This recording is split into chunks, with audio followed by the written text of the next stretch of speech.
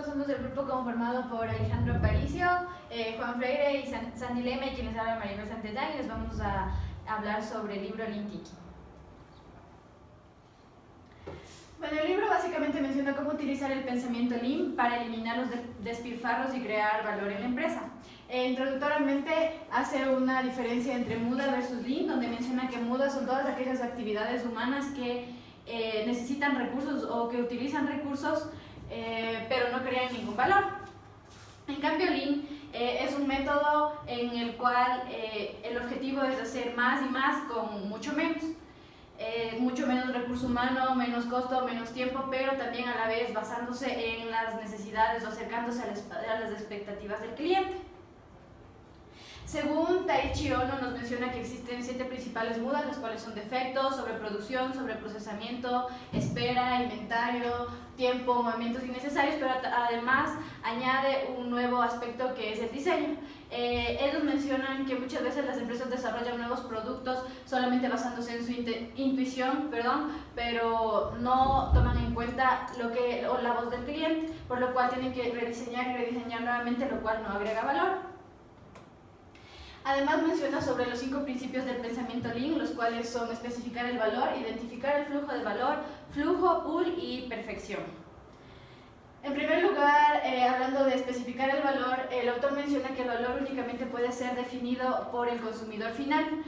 Además, solamente es significativo cuando hace referencia a un producto específico que cumple con las necesidades o expectativas del cliente, con un costo definido y un tiempo predeterminado, con el cual el cliente está de acuerdo. Sin embargo, existen muchas brechas al momento de especificar el valor, porque la mayoría de las empresas piensan que el valor lo especifica el productor, lo cual básicamente no es cierto. Para replantear o para mejorar este concepto o esta idea errónea, el autor menciona que se necesita un replanteo del concepto de valor, el cual debe estar enfocado en el cliente, y también se debe ignorar todas las tecnologías y activos existentes de la empresa, y desarrollar el nuevo pensamiento Lean. Las distorsiones que existen en los 3 sistemas industriales principales del mundo son las siguientes. Las empresas americanas piensan que crear valor o tener un pensamiento Lean es reducir costos, eliminar puestos de trabajo, desviar ingresos de sus clientes internos inferiores, esto es decir, de los que siguen en la producción, y sacar beneficios de sus proveedores. En cambio, las empresas alemanas creen que con la adquisición de nuevas tecnologías y con el mejoramiento de su proceso interno van a satisfacer las necesidades del cliente, lo cual no necesariamente es cierto. Ellos desarrollan sus nuevos productos solamente basándose en análisis de mercado, pero no toman en cuenta la voz del cliente, por lo cual, digamos, si es que existe un error al momento de la producción, ellos dicen que el cliente va a aceptar ese producto después, o sea, no les importa. Y si es que ya en sí, cuando lanzaron el producto, el producto no es aceptado por los clientes, dicen que los clientes no eran lo suficientemente sofisticados como para aceptar ese producto, lo cual no le da nada de valor al cliente. En cambio, las empresas japonesas, para ellos definir valor es en dónde fue creado ese valor. Los empresarios junior de las empresas japonesas actualmente, su objetivo es permanecer dentro del país. No les importa si el cliente pide otra cosa, si el cliente pide que la empresa esté más cerca de ellos, no les importa nada, solamente quieren permanecer dentro de su país. Con respecto a identificar el flujo de valor, el autor menciona que el flujo de valor son el conjunto de todas las acciones específicas requeridas para pasar de un bien específico por las 3 tareas de gestión críticas en todas las empresas, las cuales son solución de problemas, gestión de la información y identificación de la totalidad del flujo para cada producto o para cada familia de productos. Al momento de realizar el análisis del flujo, lo que principalmente se ve dentro de las empresas casi siempre es pasos cuya creación de valor es equivocada. También se ve pasos que no crean valor alguno, pero son necesarios. Y también hay pasos que no crean valor alguno, pero que no son necesarios y se los puede solucionar inmediatamente. El objetivo de esto es examinar la totalidad de la cadena de valor con el objetivo de tener un canal de comunicación entre los diferentes interesados para eliminar la muda de toda la empresa. Con respecto al flujo, nos menciona que nosotros nacemos con una idea o una arquitectura mental de funciones, departamentos y en esos departamentos lotes, lo cual no necesariamente es correcto, debido a que debemos tener un flujo continuo para tener una mayor optimización. El mayor ejemplo de un flujo continuo es Ford con su modelo T, el cual se caracteriza porque tiene volúmenes de producción muy altos. Cada producto se compone exactamente de las mismas partes y el modelo se fabrica durante muchos años. Sin embargo, Taiichi Ohno y sus ayudantes en el cual incluía Shingo, mencionan que esto no es el reto de ahora, que el reto de ahora es hacer un flujo continuo con cantidades de volúmenes de producción muy pequeños o cortos. Pull o atracción de la demanda es que los clientes son los que empujan la demanda o le empujan la producción, donde solamente se produce lo que el cliente quiere en el momento que él quiere.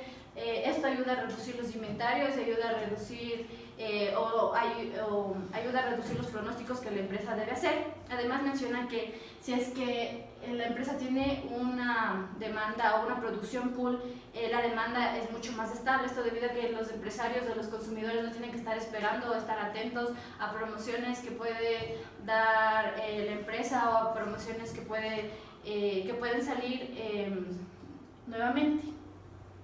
Por último, se encuentra la perfección, la cual es la interacción de los 4 principios iniciales que forman un círculo virtuoso. Para tener una perfección es necesario tener transparencia, es decir, que todo el mundo dentro de la empresa debe saber a dónde se está queriendo llegar, y debemos tener también un feedback en el cual debemos dar retroalimentación instantánea a las personas que están ayudando a la empresa para que de esta manera sigan desarrollando nuevas ideas. El premio al que podemos acceder ahora mientras implementamos Lean es que la productividad aumenta al doble cuando se implementa Lean. Además que se reduce el 90% del tiempo de producción y se reduce el 90% de inventario. Asimismo, los defectos que llegan al cliente y los despilfarros se reducen a la mitad, y el tiempo para introducir al mercado un producto nuevo igual es del 50% del tiempo anterior. Además que no es necesario mucho capital para la implementación de Lean y para comparar con los beneficios que trae. Hablando del capítulo 1, con respecto al valor tenemos diferentes ejemplos. Por ejemplo, la constructora de viviendas Doyle Wilson. Primero, Doyle Wilson era un productor de casas, ya tenía experiencia 15 años, sin embargo, él tuvo la idea de que la calidad debía ser implementada en su constructora. Esta idea nació de la lectura, le sugirieron la lectura de un libro llamado Clientes para Siempre. En 1955 la constructora ganó el premio Baldrige a la calidad en la industria de la construcción, y en 1998 el propietario Doyle Wilson ganó ese mismo premio para sí. Él se enfocó mucho en las necesidades del cliente y en escuchar la voz del cliente, y se dio cuenta que el 78% de las personas no buscaban casas nuevas, sino que buscaban casas viejas, pero tampoco querían solamente llegar a sus casas y tener que adaptarse a lo que ya había, sino que querían ellos diseñar su propia estancia, con lo cual él restauró la organización, reorganizó su proceso de redacción de contratos, desarrolló un sistema de programación pool para contratistas, introdujo informes estandarizados y también creó una amplia gama de diseños estándares en los cuales los clientes solamente ponían lo que ellos querían poner, es decir, que solamente pagaban por lo que ellos necesariamente querían. Si querían puertas de no sé qué de madera, ya les ponían; si querían una mesita de esto, ya les ponían, pero solamente lo que el cliente ya en verdad quería. Otro ejemplo es We're Mold Company, en la cual cambió todas las definiciones tradicionales de valor, las cuales eran desarrollo de nuevos productos en base a investigación de mercado, desarrollo acelerado que pasaba por departamento en departamento, y los clientes no sabían nada del desarrollo de nuevos productos. La solución para esto fue la formación de un equipo para cada producto durante toda la vida del producto, es decir, que desde el desarrollo hasta la muerte tenían un grupo específico para ese producto, y se procedía a establecer un diálogo con los clientes más significativos para determinar cuáles eran sus expectativas, qué necesitaban o qué no querían también. Los beneficios logrados fue que que al cabo de algunos años aumentó el 40% de las ventas y también hubo un ahorro significativo en el desarrollo de productos y costos de producción. Definir el valor en términos de la totalidad del producto es otro punto en el cual se incluye o dan muchos ejemplos sobre las agencias de viaje, en el cual solamente se enfocan en un segmento o un producto específico, que es venderte un ticket de avión, pero no se dan cuenta que el cliente necesita más que eso, necesita la totalidad de un servicio, necesita taxis para movilizarse a su hotel, necesita alimentación, necesita un hotel, necesita diferentes cosas, transporte dentro de los aeropuertos y todo eso. Entonces las empresas no ven o no abarcan la totalidad de lo que el cliente en realidad quiere. Este es un ejemplo de una agencia de viajes en la cual el cliente tuvo una pésima experiencia porque se demoró el doble o el triple de lo que tenía que demorarse, y la mala experiencia va hacia la empresa, la empresa de viajes, lo cual no le satisface para nada. Por último tenemos el coste objetivo, el cual es la tarea más importante en la especificación de valor. Se basa en la cantidad de recursos utilizados para crear ese valor. Este coste objetivo debe ser menor al de su competencia para tener una ventaja competitiva también para poder competir, y la empresa dispone de varias alternativas para reducir este coste objetivo, que son reducción de precio, añadir capacidades o características, añadir diferentes servicios, ampliar de distribución de servicio y un beneficio adicional o que apoye a los productos. Bueno, el capítulo 2 del libro habla sobre el flujo de valor. El flujo de valor es todos los pasos que requiere para tener un producto, desde la materia prima hasta que éste llegue al consumidor final. Ahora, el libro se enfoca básicamente la perspectiva desde una empresa que vende los productos finales ya al consumidor. Entonces, para realizar este análisis se enfoca en un solo producto a la vez. ¿Para qué? Para que todas las mejoras vayan siendo globales, pero de un producto a la vez, para que todas estas mejoras se vayan realizando con el tiempo y no todas en un corto periodo de tiempo. ¿Para qué se realiza el flujo de valor de los productos? Para tener un análisis de los desperdicios de toda esta cadena, desde que empiece el producto siendo materia prima, ya vamos a ver un ejemplo desde de envases de Coca-Cola, hasta que el producto llegue al consumidor final. ¿Y para qué se realiza esto? Para eliminar los desperdicios y perfeccionar todas las técnicas de la cadena. Ahora, el ejemplo que propone el libro es de la venta de latas de gaseosas al consumidor final. Entonces, realizando todo el análisis del flujo de la cadena de valor, la Coca-Cola en realidad empieza desde las minas en Australia, donde se extrae la bauxita para realizar el aluminio de las latas. Entonces, empieza de las minas, se realiza esta serie de procesos al aluminio hasta obtener la lata. Después se analiza la gaseosa en sí, al agua con los ingredientes, y después se analiza la caja de cartón. ¿Para qué se realiza este análisis de todo el proceso? Con todos estos pasos que incluyen distintos países, muchos medios de transporte y gran cantidad de empresas intervinientes, para determinar la mayor cantidad de desperdicios y mejoras. Así se puede obtener unas mejoras globales para todos los intervinientes de la cadena de valor. Por ejemplo, el flujo de aluminio, como les contaba, de la lata de gaseosa empieza desde las minas de bauxita en Australia, donde se extrae la materia prima. Después en Australia mismo se transforma esta bauxita en aluminio, una materia prima posterior a la bauxita. Después se transporta desde Australia hasta Noruega, Suecia. ¿Por qué? Porque los costos en estos países es mucho más barato de la energía para realizar el fundido del aluminio. Después de Noruega a Suecia se lleva el aluminio a Alemania o Suecia para aplanar esta materia prima que viene como lingotes de aluminio, que ya se va a tener ya lista para la elaboración de las latas. Y finalmente se lleva a Inglaterra para el formado y almacenado de las latas. Es decir, desde Australia hasta Inglaterra se realiza todo este proceso solo para obtener las latas. Y en todo esto se pueden ver que hay muchos transportes, muchos desperdicios, y una empresa que quiera mejorar toda la cadena de valor tiene que enfocarse en cada uno de estos problemas e intervinientes para obtener una mayor mejora. Ahora, el flujo de valor para la Coca-Cola, el contenido, los ingredientes se mezclan en Inglaterra, se rellenan las latas, se lavan y se realiza su almacenamiento igual en Inglaterra, y se espera a que llegue un pedido para que desde Inglaterra se empiece a despachar los productos.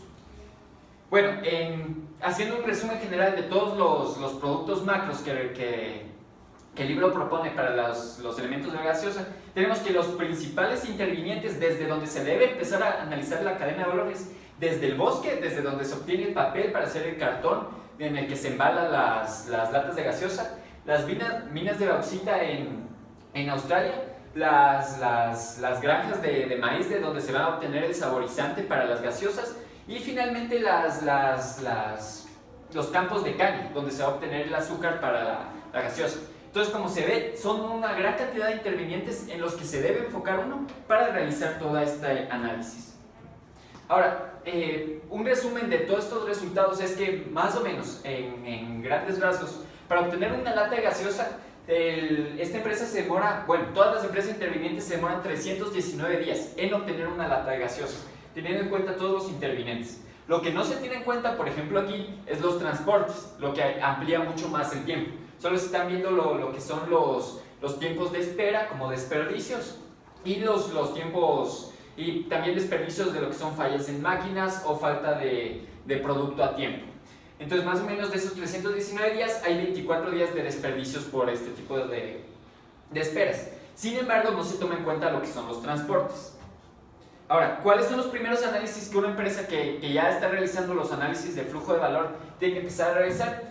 Que no sirve tener procesos eficientes para una sola empresa, una sola compañía. La cadena de valor no puede mejorar un solo eslabón, porque eso no tiene un gran impacto. No importa si tu empresa está realizando procesos Lean, si es que tus proveedores y tus clientes no tienen procesos igual de eficientes, porque igual generas en costos y desperdicios que afectan al producto final.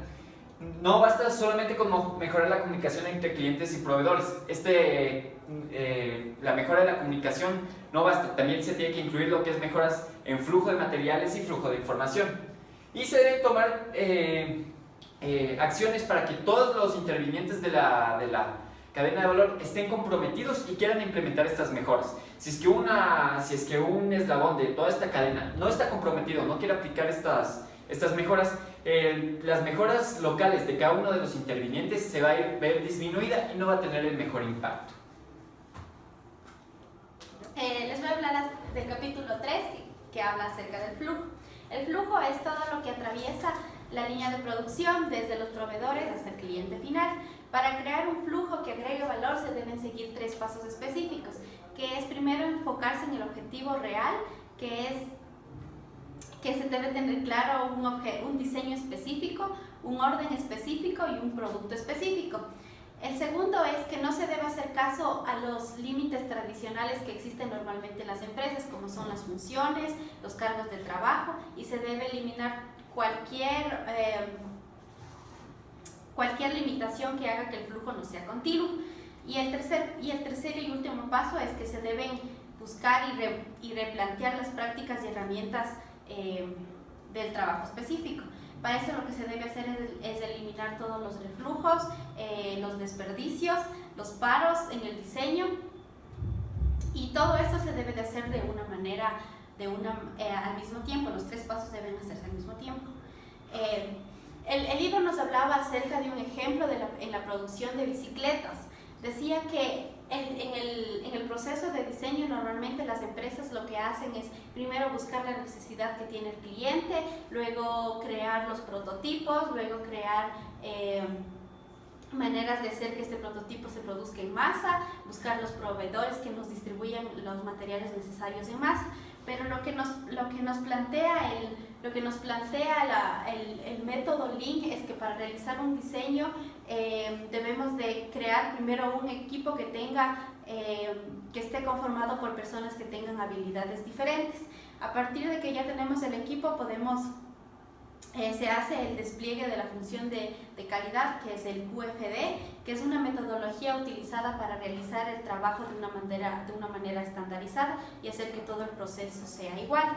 Esto permite que el throughput sea medido exactamente y a tiempo real. Es una metodología de diseño de mejora continua.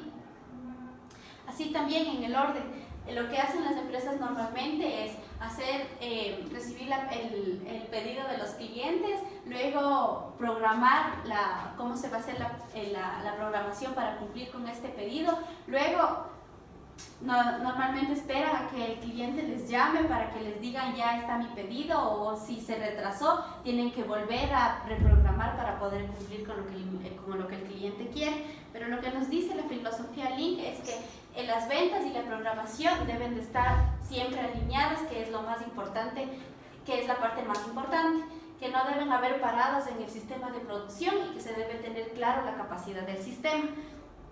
No se debe acelerar.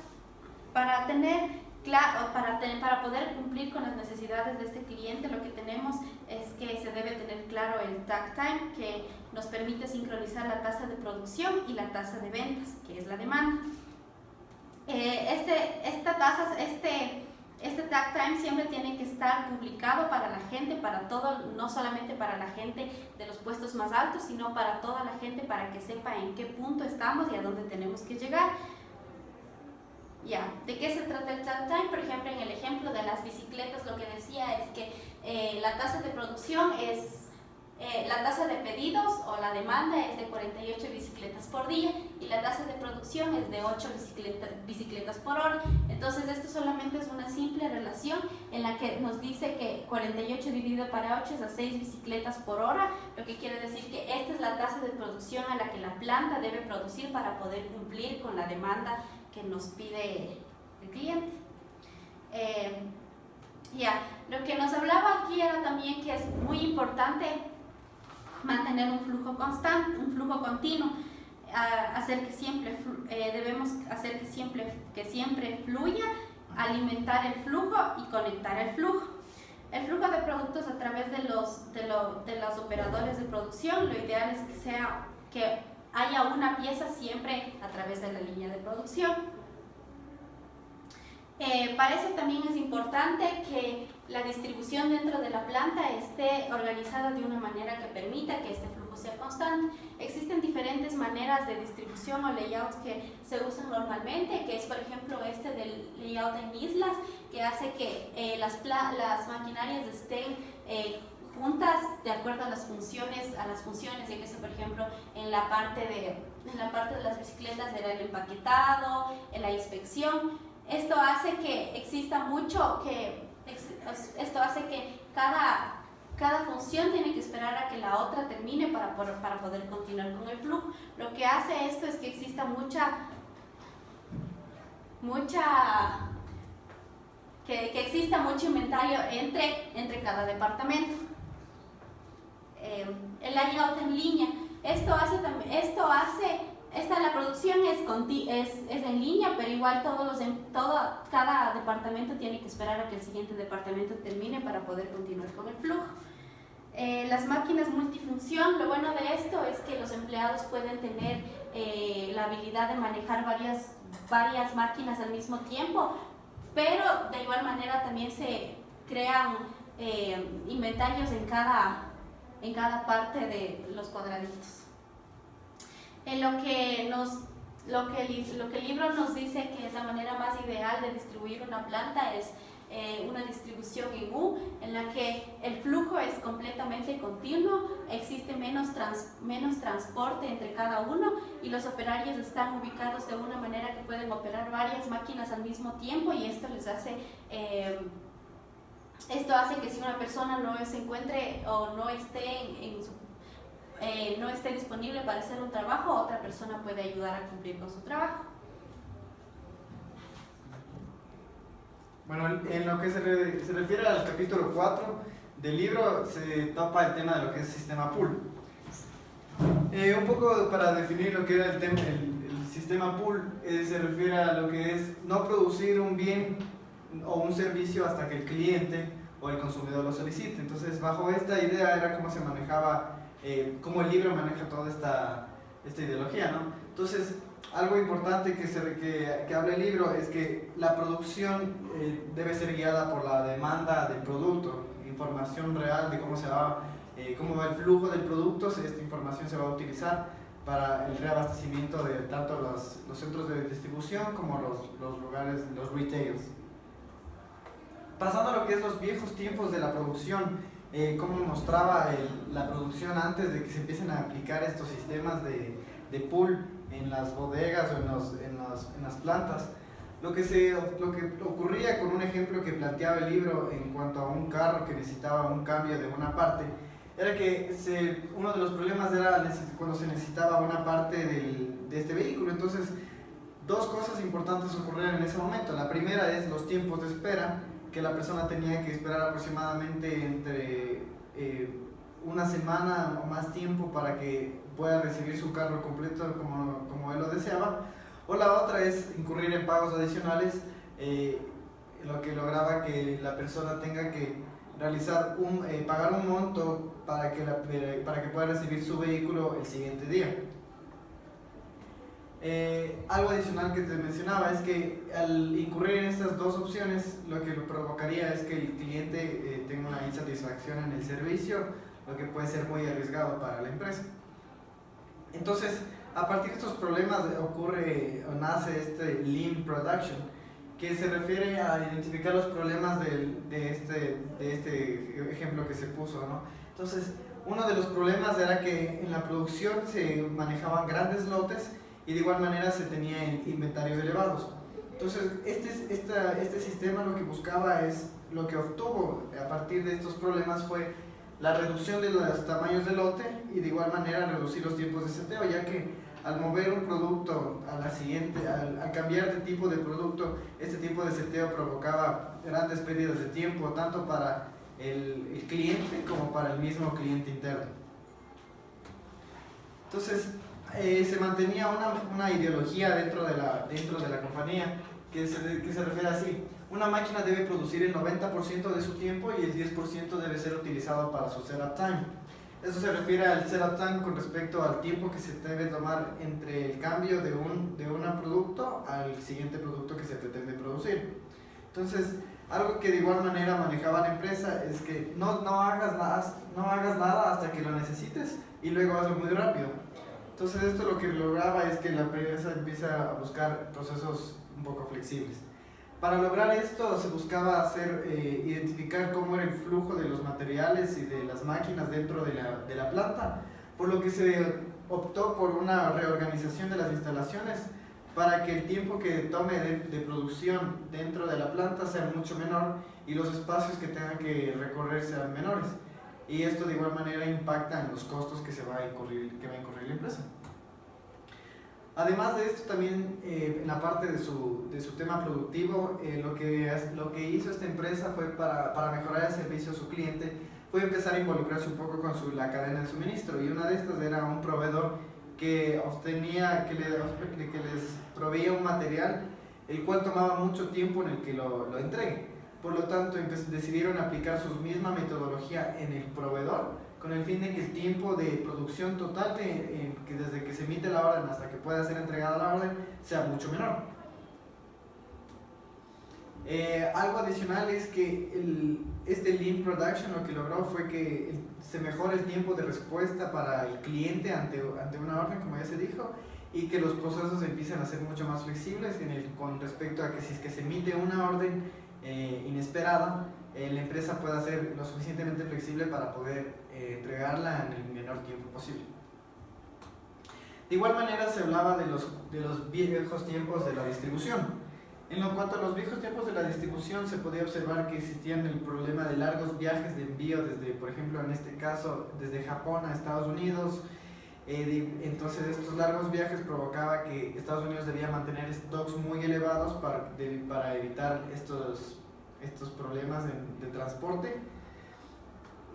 Y el efecto de esto es que se realizaban pedidos semanales, los retornos de materiales, existían retornos de materiales y los cuales iban cargados con un 5% al precio original de compra, y de igual manera las entregas especiales incurrían en costos adicionales para que el cliente pueda satisfacer su necesidad.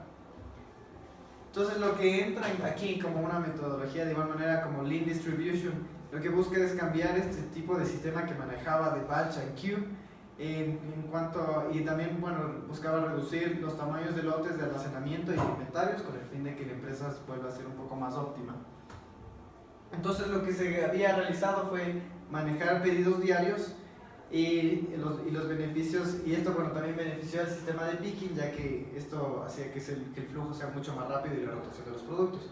De igual manera, los pedidos diarios eran un poco un conflicto por los costos entre la distribución y los costos de inventario, de almacenamiento, lo cual hacía que se mantenga en un balance, por lo que la idea era muy viable.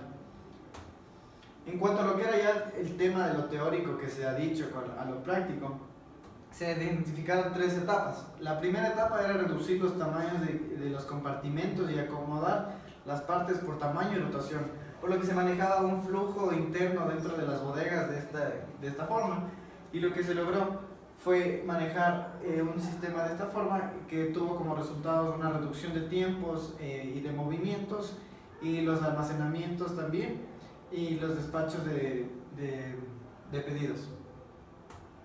El segundo paso fue introducir el concepto del trabajo estandarizado y control visual. Para lo que era el control visual, lo que se lograba es insertar tablas de control en las áreas de trabajo, con el fin de que cada una de las personas tenga conocimiento de qué es lo que debe hacer y anote al momento de que haya realizado su actividad. Entonces aquí es cuando empiezan a aparecer los Kaizen, quienes eran los encargados de analizar los problemas que surgían en las actividades que tenían que ser asignadas. Es decir, si es que una persona se demoraba más tiempo de lo que estaba estimado que debía tomar, entonces esta persona debía completar y decir por qué se tomó más tiempo, qué fue lo que pasó. Y este problema pasaba a los Kaizen para que ellos sean los encargados de corregir estos problemas y que no vuelvan a ocurrir. El último paso fue ya en cuanto a la actualización de la computadora central que manejaba la empresa, con el fin de que la computadora central sea la encargada de programar las actividades que cada una de las personas tienen que hacer, lo cual denominaron como el Toyota Daily Ordering System. Los beneficios de la implementación que se obtuvo a partir de todas estas mejoras propuestas está en lo que es la aplicación del concepto al resto de las bodegas de Estados Unidos.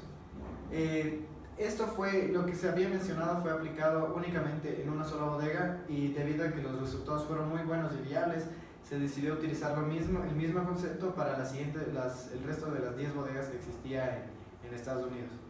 Esto de igual manera lograría que los costos que se redujeron en una sola bodega se iban a expandir de igual manera a los costos en el resto de las bodegas.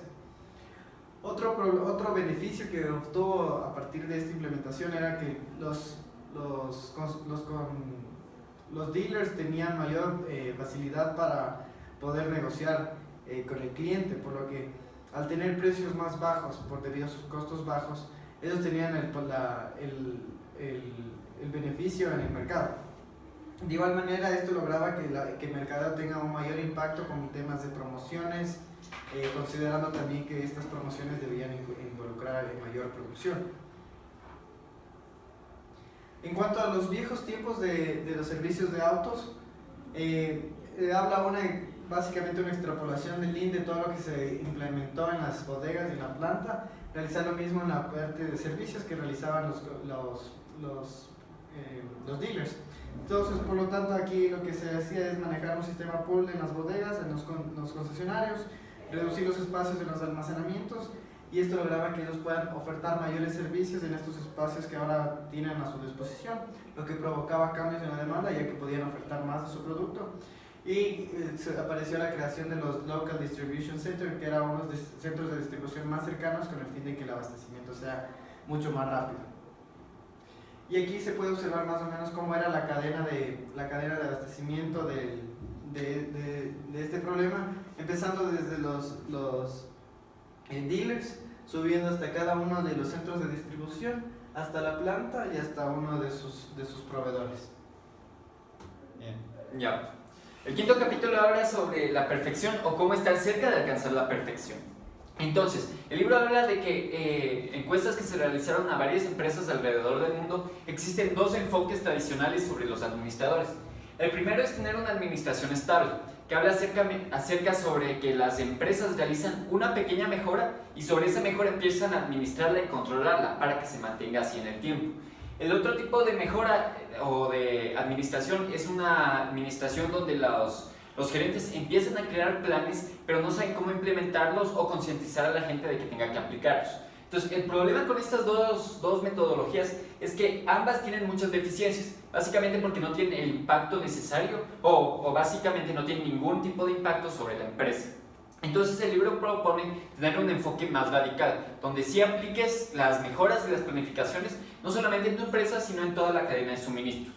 Entonces, tiene el ejemplo de los proveedores de vidrios de los automóviles.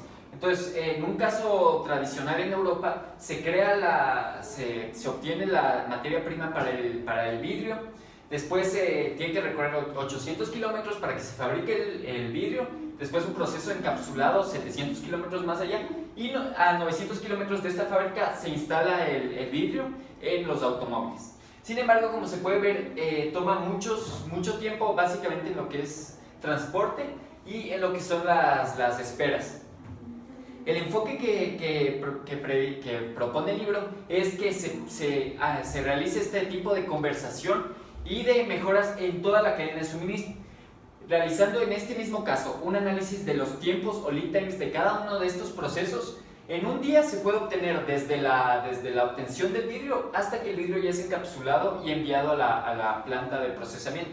Pero para esto se debe conversar, se debe crear una metodología para que los tres intervinientes de la fabricación del vidrio estén de acuerdo en unir todas sus empresas, sus fábricas en un solo sitio local para mejorar, para disminuir todo lo que son los tiempos y distancias de movimientos de materiales. Y finalmente, en un pequeño transporte ya se ha enviado esto a la ensambladora de autos.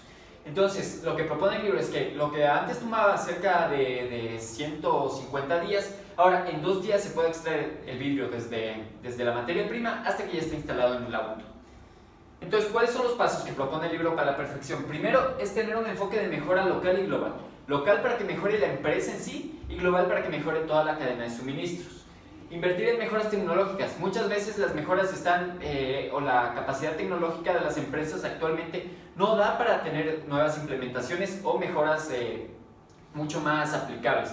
Por eso la alta gerencia debe evaluar la oportunidad de invertir en mejoras tecnológicas que vuelvan el proceso mucho más rápido y mucho más esbelto. Tener objetivos cuantitativos. El libro está en contra de tener objetivos vagos o que sean difusos, poco entendibles, sino tener metas cuantitativas sobre las cuales se debe enfocar la empresa. Y finalmente, crear un equipo de trabajo, un agente de cambio que destruya la resistencia al cambio.